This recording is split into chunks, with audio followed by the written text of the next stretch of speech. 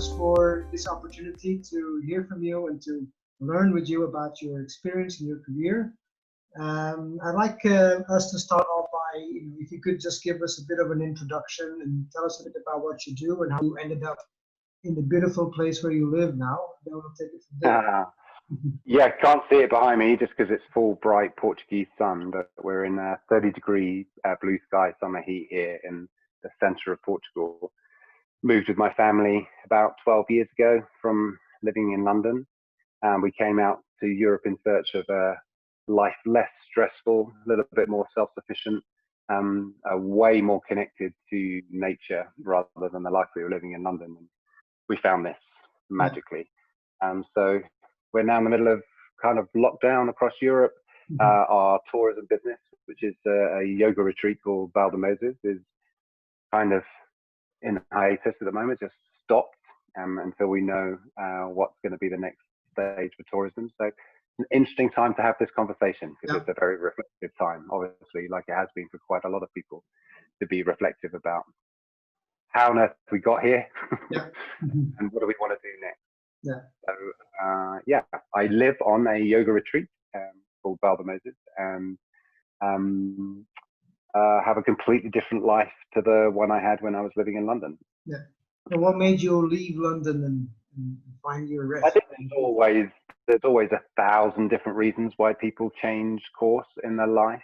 I think there's, for me, I can say personally, a big mixture of push and pull. The pull into the idea of another way of living, even though I wasn't really sure what that would mean, and I didn't really have a great amount of experience at understanding that. Just whimsical, dreamsy, romantic idea of living more with the bits of your life that you really enjoy. And so for me, it was living outside, playing sports, gardening, just being outside. But the nature of modern day work is most employment is around inside building spaces. So you're spending the majority of your working life inside, and then you go home to an inside and you grab outside moments when you can. But I began noticing a real big difference to me when we got our first dog, a golden retriever called Moses. And we then had to start living more outside in London. And I used to love those moments with the kids when they were young, with my wife, with friends, with other dog walkers, out in London's lungs, in the park, and then weekends out in the country, and then holidays further out, wherever it was good for Moses, our dog.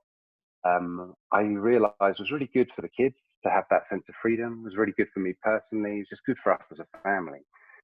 And then suddenly everything else becomes a little more jarring. And you go, well, how do I get towards that place where I can spend more time in that area that I love? And for that area for me was nature and spending time with dogs and being outside. So something had to change, but we just didn't know how. So that's the pull into something that's a bit more dreamy, a bit more bucolic, a bit more idyllic, an idea of something without really knowing what that is, just a sense of what it could be. And then the push is the deconstructionism that you do to analyze why your current environment, your current stage set for life isn't working out as well as you might have dreamed previously or you might wanted for your life. And so I think especially at special time of leaving formal education and thinking about gap years and thinking about career paths and thinking about where to go next.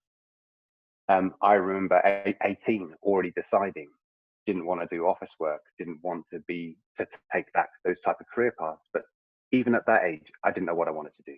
I still really don't know what I want to do. So it's okay not to know what you want to do. But I really enjoyed kind of exploring the path less traveled. So, but eventually got married, had kids, set up a business, had to work to pay for the rent in London. And suddenly I'm in an office 5-6 days a week, long hours. And my best energy, I set up an advertising agency for charities, but in that professional work, 9 till 8 every day, Monday to Friday. And all of my best creative energy is going to clients, is going to staff, is going to kind of the community where I work. And not the worst of me, but the dregs of me then spent on my family when I get home. And that was just a deconstruction thing I had to do. So the system itself whatever you think about the whole system, just the nature of the majority of us have to work is very constrained and really draining. And I didn't want to be one of those guys that spent 20 years working and then realized he'd missed the most important things in his life, which was his wife and his kids. So something had to change, but we just didn't know what to do or how to do it. So we decided to take a pause. In 2007, I sold the ad agency, I think in 2005, and I was just coming to the end of the contract. I was working with the company that bought me. So I had this nice long period of 2 years to think about the future.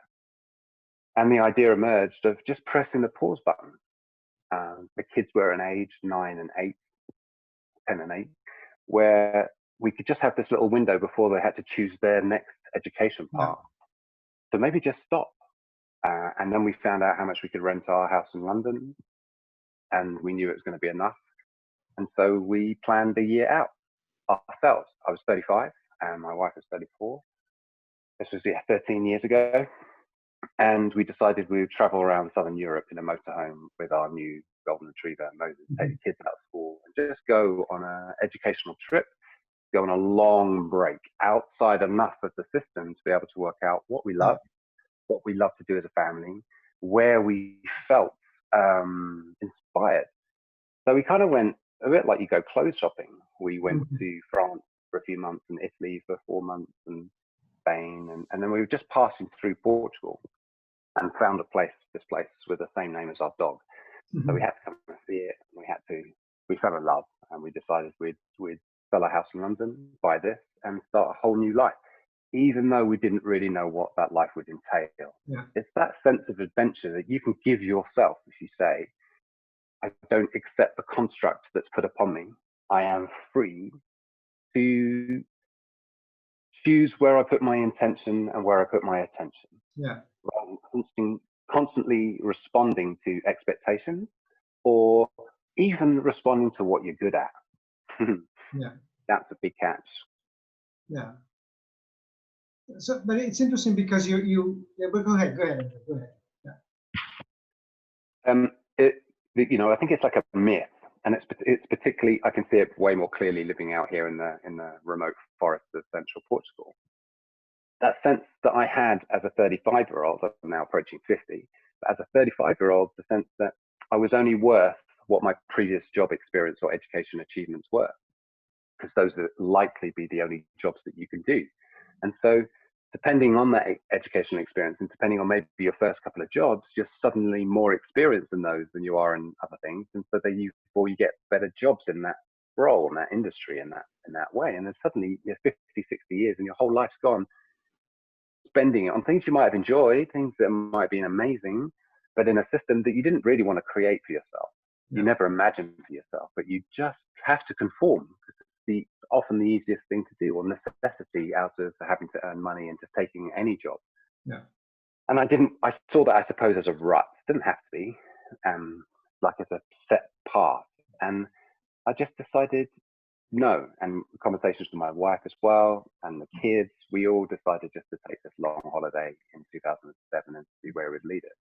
It led us on an incredible adventure. Where you are now, right? Often that people travel will tell you it's the best thing for changing up the way that you perceive yourself and perceive the world around you. In many ways, more than any personal development, wholeness, educational course that you can take.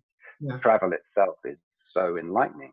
And you begin to feel things differently and see things differently and understand yourself differently. And every new people and every new place that you meet inspires you, just opens up your understanding of the world. Sorry, let me turn this. All right, it's okay.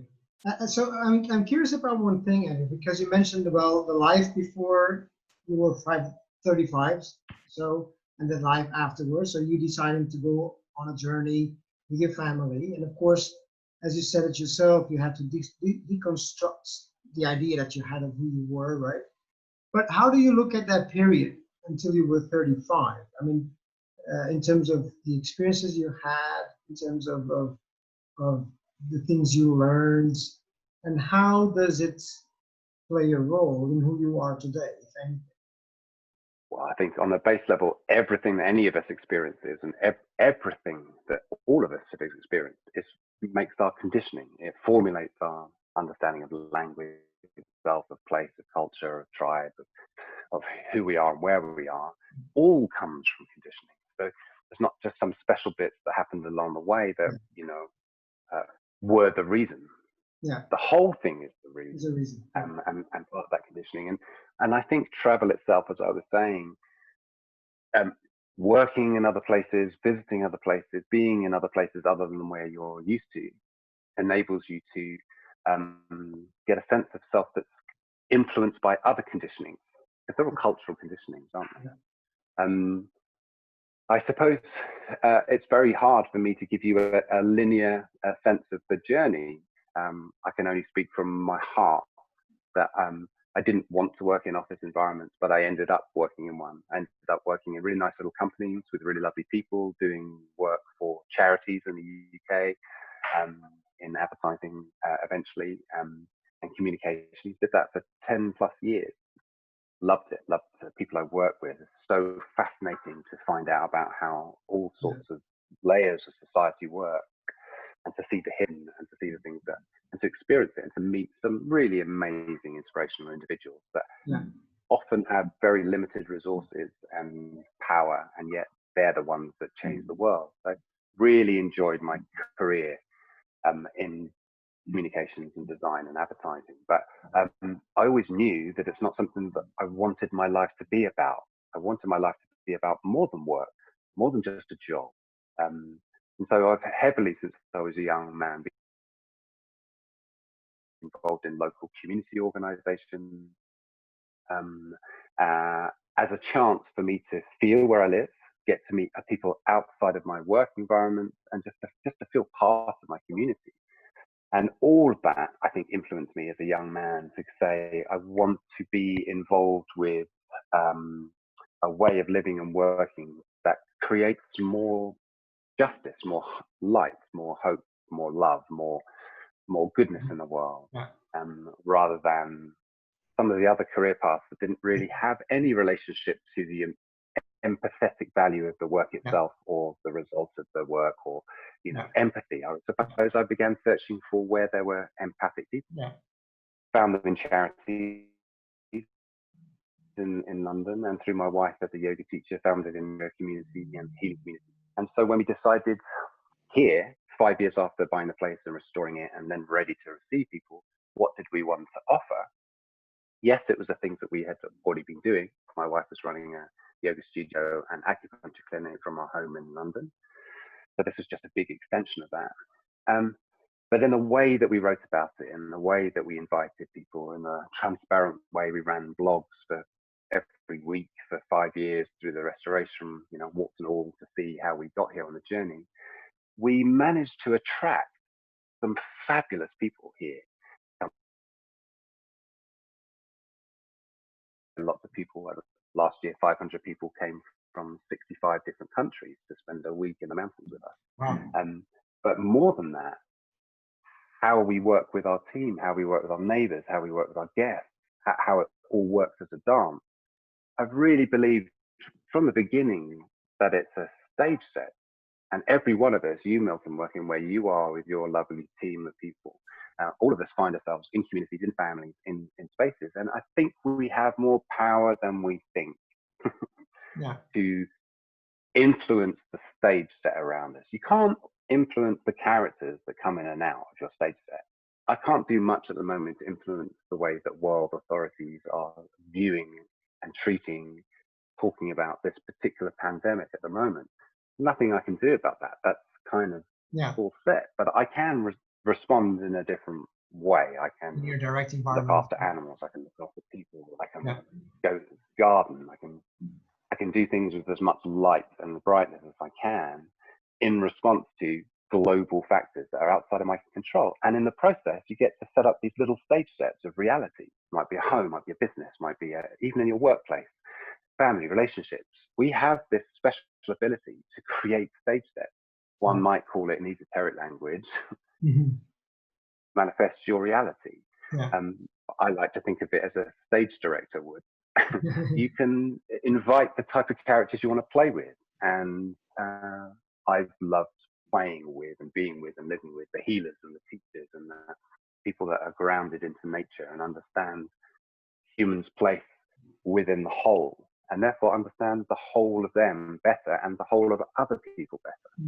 The sense of wholeness that comes from living in nature, I would find it very difficult to imagine ever going back to any other environment. But while I was in an environment, I couldn't imagine living anywhere else. Of course, yeah. But do you miss anything from those times too? London is a special place as well. So it's like a psychoanalysis session here, Milton. I think what we miss reveals quite a lot about us, doesn't it? Yeah. First, I'd have to say my friends and the contacts and the people that I knew in my community. That was a big decision to leave them, and you only are able to make contact with a few after you've gone. So I think I miss that sense of community and all the inspirational people I knew and were considered my friends. I miss Thai takeaways from the little place around the corner on a Friday night when I was too tired to cook. Just making a phone call and in half an hour just be perfect family cooked Thai food or any food around the world. London has all of it. Miss the multiculturalism of London. Here is beautiful and the people are incredibly beautiful and hospitable and kind, and it's almost like living in the Shire here. They're also quite short and they make a lot of wine and grow their own tobacco. And so yet it feels far from the civilizations expressed else. But here I do miss the multiculturalism. There's an elderly community. They're all lovely, but London has a vibe. Yeah, of course. And I miss that sense of meeting people from all over the world. I mean, I suppose we've recreated it by creating. Yeah, you also invite people from all over the world. So we get some, but it's not the same multiculturalism. Yeah. It's not the same diversity of age and ethnicities and the melting pot that is London. Yeah. But I don't miss all those things enough to regret or to want to return. It actually took me 9 years to return to London properly. And then it was a big shock. Like, oh yes, this is how life used to be. And it felt very strange. It felt like I was an alien descending from space into another planet. From 2007 to 2016, I think, when I went back, there were no smartphones when I left. So to watch the whole of 10 million people in London doing this, walking down the street, I felt I'd entered some kind of sci-fi dystopia. Probably not so different to the one we're experiencing right now with all the masks everywhere and the new kind of pressures on how we behave together. But it did feel like I know the place and I know the culture and I'm a Londoner born and bred, but I didn't feel any more connected into that story. And it was interesting to see that a city as big as London can be a story. It's a collection of stories, but essentially it's one big story. Like America is just one big story. Like money itself is just a big story that we all buy into. And so the nature of life being a story, I found very empowering to be able to say, maybe I can influence the role I play and the character I play in it. Maybe I can engage with other people more like actors in an acting company, in a drama company, more than maybe seeing it in another way. And that gives people a lot of license to be free from expectations, and you can resonate with people on a different level. Going back into that now, into the old way of doing it, where it's very regimented, even though it's supposed to be libertarian, the culture is very set. I don't think I could face it again.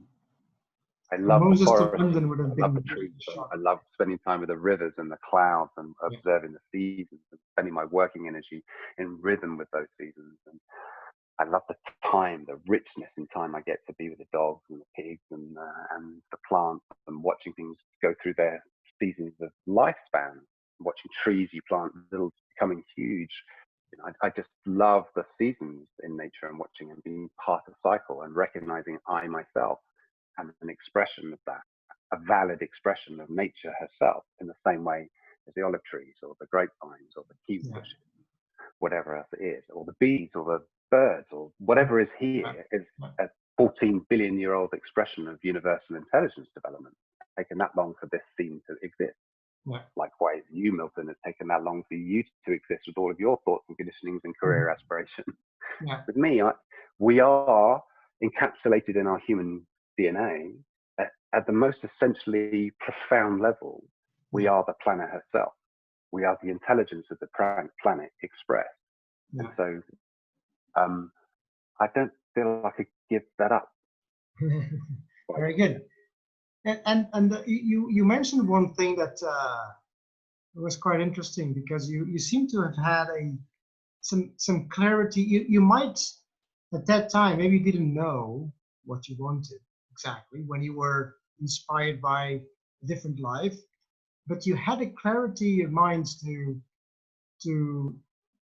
understand the process of finding out what you wanted, and you committed to a journey that was unusual. And that clarity of mind, of being very much in touch with your senses and what you want and the feelings, and making a choice around it, it's rather unusual, because most people will just, maybe they feel uncomfortable, maybe they feel that they're misplaced, but having that clarity of understanding that this is not it, and then having that sense of empowerment that you can actually do something about it, that's rather unique. So where do you think that comes from?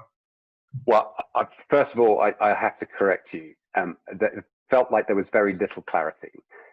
In fact, I would say the sense of having little clarity has been the dominating sense through this whole journey now. You often hear stories of people like me or others that have gone off and done something a bit more unusual and have found success in whichever form, or satisfaction, contentment, or changing lives, however you come across these stories. And whenever I've come across them, I've just always envied that clarity. They really knew what they wanted, and they just went for it, and had the tenacity to just do it without fear, and with courageous boldness. They just stepped into the unknown, and that's not how it happened with us. It was lots of questioning. It's a good 2 years or so of conversations. It was the allowing, I suppose this is the principle. And you come across it in a number of different areas. I have recently in the last few years too, but it never influenced me getting up to where I am now. But looking back in hindsight over all the things we've attempted and are doing, and all the things that blossomed, we have this unique ability as human beings to imagine reality. We write books, we make films, we create art, we write poems, we sing songs, we create. It's not just the creators that create. Part of our DNA as human beings is to create.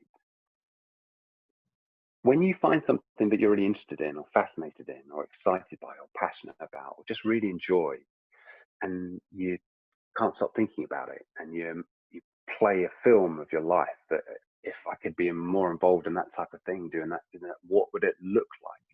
For me, I'm a real visual person, and so those films are running all the time. Okay, like some of the fears of when it all goes wrong, I try not to watch those too often. Some of the big dreams, and some of my daily plans. Sometimes just visualize what I'm going to be doing during the day. I'm beginning to understand, just through the experience of my life and through listening to some of the philosophical teachings of various philosophies in Buddhism and yoga, there's some similarities, which is just that sense of when we imagine, when we set our intention on something, when we create in this dream space, in this whatever space that is, that you can imagine what I'm talking about right now. It's quite powerful, and there's some relationship to what we dream about and imagine to then what actually comes to be. I don't really understand that connection, but I sense it's part of one bigger energetic expression of the abundant life force of this planet, that we have evolved into beings that are able to imagine different scenarios while accepting where we are and be very grateful that we can breathe and we have all that we have. We still have this ability, even from that place of health and calmness and contentment, we can still dream more magic into being. And that's a very exciting thing to begin realizing as I'm approaching 50. That I might still have a career path in front of me that involves also imagining and creating spaces where magic can take place. And that relationship between creating, manifesting something, and who it attracts is, fascinating. You know, you can set your own play of life. You can call it a career. You can call it kind of clarity of purpose. But if you go after what makes your heart sing, you're likely to find it and attract it. Yeah. And looking, you mentioned your journey so far as a story, right? Which is unfolding, and you're writing it up as you move along. Yeah, writing my own story. Yeah. How do you think, you know? And you just talked about the power that we have of imagining your own lives and building your own lives. What do you think is the story you're building up for the future? How do you see this unfolding moving forward? It's been quite a while. Well, this is fascinating. I mean, what an interesting question right now, when everything is uncertain, where there are so many multi-narratives taking place of what's happening globally. I've listened to dozens. I've got my own views on how it is, but my family share different ones. My friends share different ones. We've all got our own unique perspective on a global event that's essentially affecting the majority of us. Plans afoot from all sorts of people that would like human beings to be in a certain way. Whether they come to pass, whether they don't, I don't know. But I've always felt, and increasingly so for the last 4 or 5 years, that we were only running a yoga retreat here while people were able to fly, while there was oil, while there was tourism. And I always knew it had a shelf life. But I always knew at some point this would need to be our Noah's Ark. And I've been saying that for 10 years. All we're doing is building a Noah's Ark, a self-sufficient place where we have our own water supplies and grow our own food and can look after animals and have good relationships in the community. So we're self-sustainable. We've done that. And so this shock of everything closing down and no longer having a business running is not such a big emotional shock. I've been ready for it.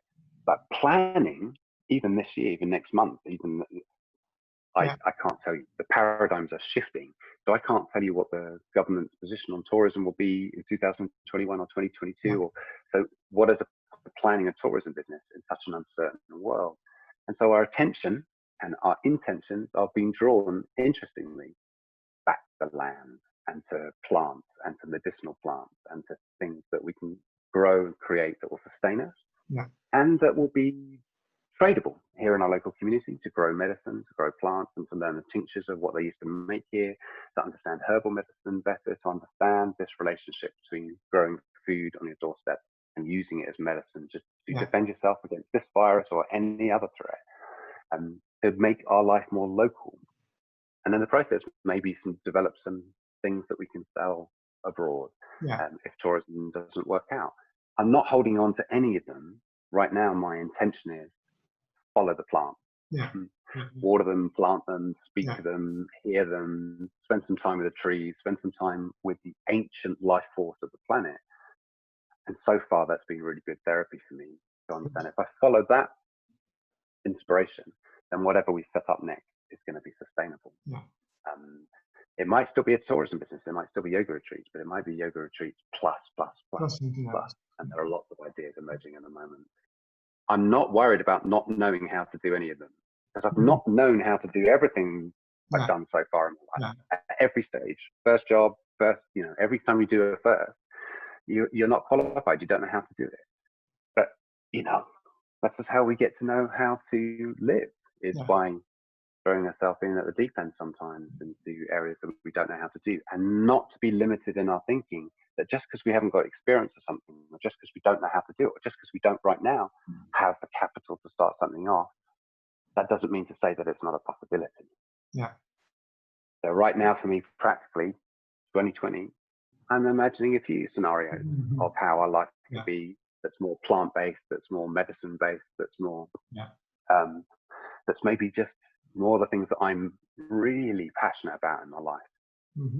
Maybe I'm not worried I don't know what it is yet. Because I know this relationship between that's the general direction, and so I'm going to move will get me to where I need to be. You asked earlier in the conversation what was the most influential kind of thing that happened in the early years to influence where we are.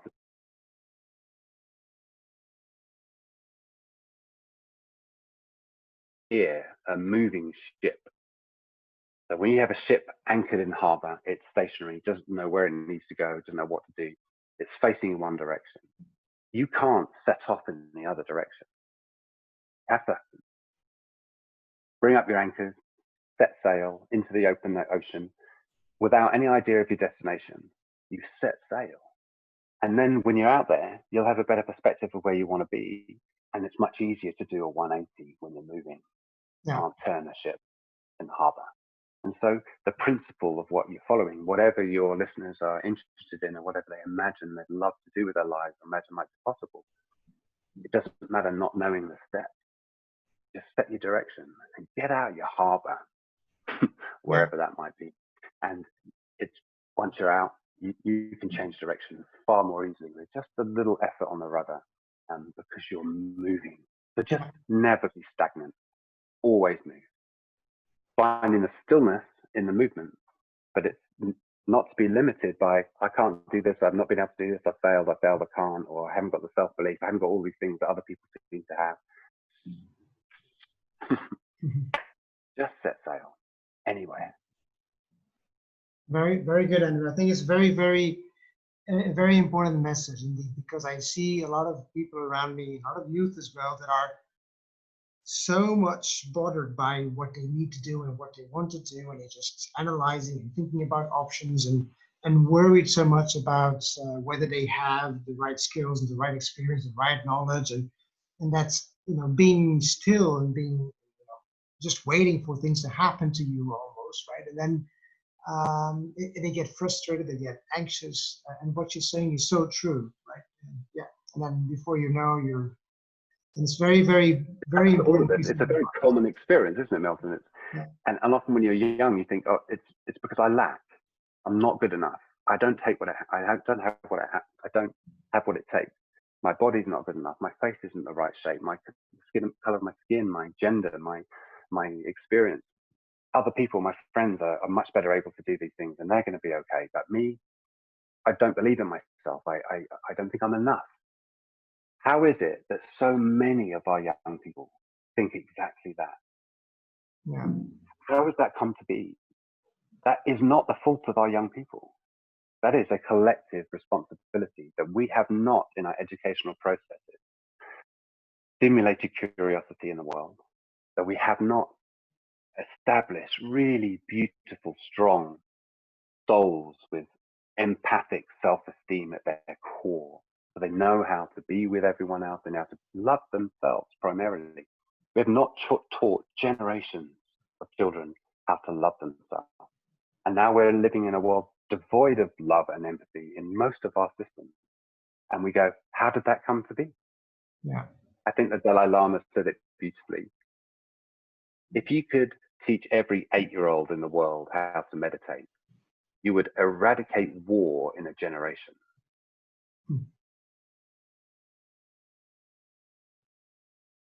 If you're a person listening to this and you're not too sure what you want to do or where you want to go, or believe that you're able to do it, even if you do have a dream that everyone is going to see, that's okay. You are part of the majority. Yeah. We're all that way, and we are being conditioned to be that way. It's not your fault. It's not your responsibility. You are a limitless, boundless manifestation of universal intelligence, just like the trees and the piggies and the dogs. Yeah, and the one you. Every successful person you know, every dismal person you know, we're all valid expressions of the life force of this planet, and therefore you can do anything you put your mind and heart to. Really, you can. Well, Andrew, I think I couldn't find a better way to end the interview than the words you just shared with us. I think it's very inspirational. I think you touched on a few very important aspects in some of the maladies we see out there, and some of the pain that we also observe when we work with people trying to figure out what to do. And I think your advice is spot on. So I think I need to go there as well to your retreat. Anytime, Milton. I'll bring the family with me. Visited. I think we actually I'm I'm being very serious. I think we will. So I'll reach out to you Very welcome. separately to come and visit you and see the place and also get to know you better. So it's been really a pleasure. We'll publish this also online. Hopefully the quality was good enough. But I think that the key message was very, very clear. So I'm very thankful for the time. I hope I didn't repeat it too many times. No, no. Sometimes repeating is important, right? So that the message gets across. Now it was. And also, I also sense that that message that we shared today, that I talked about, is such a still, small voice. You know, it's, I suppose, what we come across when, you know, and you have in your life, and I have in mine, those moments of stillness when you might be by the beach or in a forest, or you're just on your own and you're just with the deep, rich intimacy of being with yourself. In those moments when all the noise calms down and it's just you and life, it's always quite lovely. It's always quite a wonderfully safe and beautiful place to be, even if we're feeling a bit down or a bit low. They're lush, rich places to be. And we haven't taught our children how to be in that space. And so no wonder there's an existential crisis. It's no wonder we need incentives and projects like yours to be able to guide and inspire young people to say, come on, do anything. Look at all these people doing stuff. Choose any one of them, you know, any path you like, but you're capable. We believe in you. Go and do something beautiful. You can do it. You can do it. It's a shame on our society that you have to exist, Milton. Yes, I agree with you. Essential work that should be done at 4 years old, 5 years old, 6 years old. That should never stop. That together collectively we inspire curiosity in all that we do. But it's so severely lacking in our education system. Particularly empathy is lacking in our education system. And so,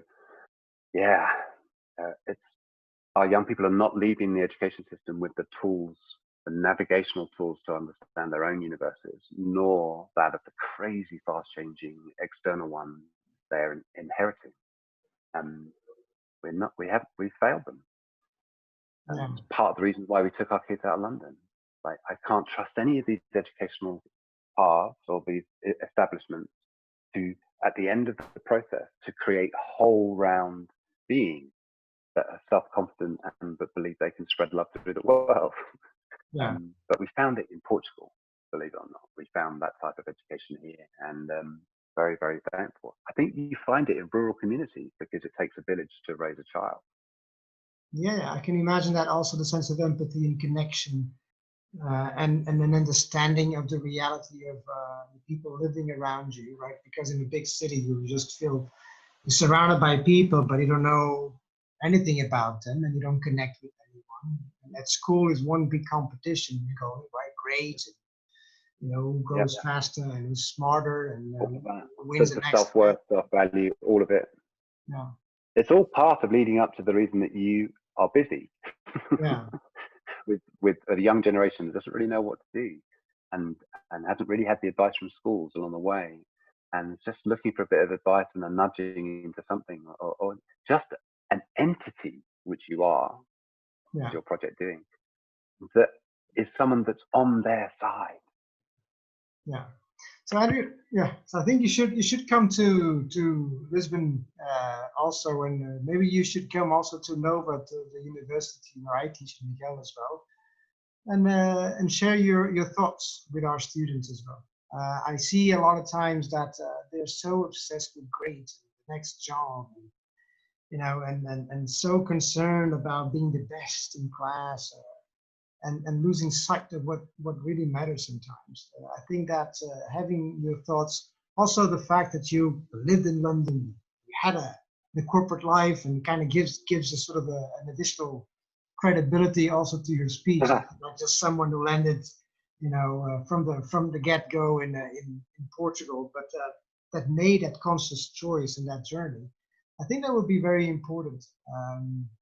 I'd love to help. I mean, I've you know, most of my volunteering as a young guy in my 20s and 30s when I was in London was with youth organisations and young people. Something very special about being involved with young people at this time when they're making decisions about their life, and you know that you're just, in all of your interactions, you're a role model. whatever you've achieved in your life, you're a person that's there to listen and to be on their side, and therefore one word at the right time, one expression of kindness, and change the direction of a life in a way that doing that with 40 and 50-year-olds, not so much happens, but it happens more regularly because of the tumultuous nature of being a young person. Yeah. And they're looking all the time. And collectively they're saying, hey guys, the system you built is rubbish. Yeah, it doesn't work. And you want me to play a role in it? No. Yeah. Why? Yeah. That those people, and I think they're probably the majority in this generation, they're right. And so in some ways, the table should at some point, with men and women like you and me, go to, all right, yeah, we got this wrong. What do you think? Yeah. What world do you want to live in? How can we create a world that you want to live in while we still have power and energy to create it? It's our collective envisioning of the world has led us to this. So, we couldn't have got it kind of more wrong. Mm-hmm. So handing over the keys to the power to the next generation, sooner the better, what I feel. Andrew, thank you so much. It's been really a pleasure.